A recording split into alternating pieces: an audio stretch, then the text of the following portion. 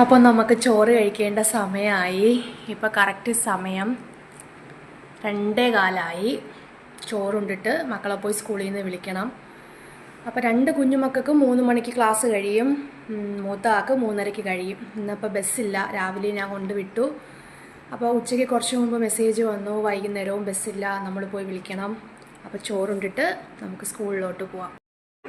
Rosary ചോറാണ് കേട്ടോ, ചമ്പ അരിയുടെ ചോറ്, മീൻകറി, കൊഴിയാള ഫ്രൈ, പിന്നെ സാമ്പാർ.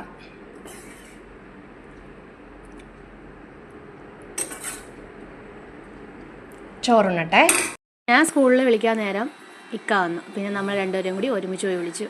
ആദ്യം മക്കളെ രണ്ടുപേരെയും സ്കൂളിൽ പോയി വിളിച്ചു. അതിനുശേഷം മൂത്ത ആളെ വിളിക്കാനായിട്ട് പോയപ്പോഴത്തേക്കും അവൾ സ്കൂൾ വിട്ട് നേരെ കടയിൽ വന്നിരുന്നു. പിന്നെ അവിടെ നിന്ന് മോളെയും കൂട്ടിയിട്ട് നമ്മളെല്ലാവരും കൂടി ചായക്ക് സ്നാക്സ് മേടിക്കാൻ പോയി.